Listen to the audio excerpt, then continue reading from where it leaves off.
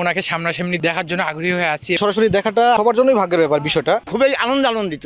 7 তারিখেই উনি এখানে আসতেছে, আমরা অধীর আগ্রহে তার জন্য একেবারেই খুবই আনন্দিত।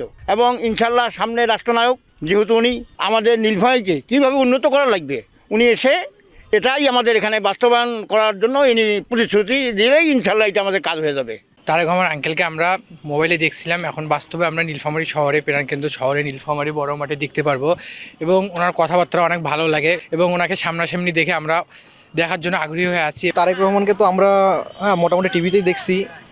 উনি তো বিগত অনেক বছর বাইরে ছিল, তো দেশে আসতেছে এবং নীলফামারী মাটিতে ইনি শনিবার আসতেছেন, তো মোটামুটি শুনে খুব ভালো লাগতেছে। আসলে সরাসরি দেখাটা আমার জন্য এটা হচ্ছে ভাগ্যের ব্যাপার এবং সবার জন্যই ভাগ্যের ব্যাপার। বিষয়টা এক্সট্রিম মশার কয়েল প্ল্যান্ট ফাইবার দিয়ে তৈরি, তাই সহজে ভাঙে না, সুগন্ধিযুক্ত ও নিরবিচ্ছিন্নভাবে জ্বলে। ডেঙ্গু, চিকুনগুনিয়া বাহি সহ যে কোনো মশার বিরুদ্ধে দেয় এক্সট্রিম সুরক্ষা।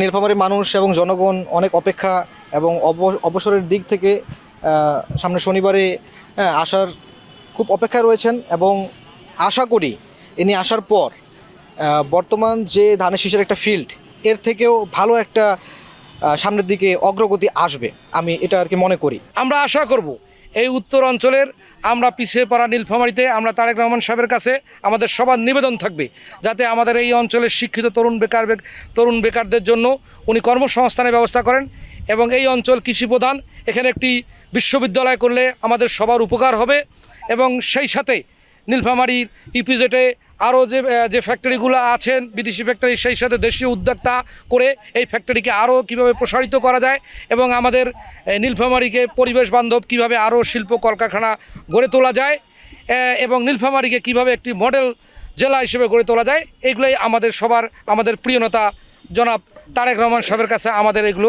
আবেদন থাকবে।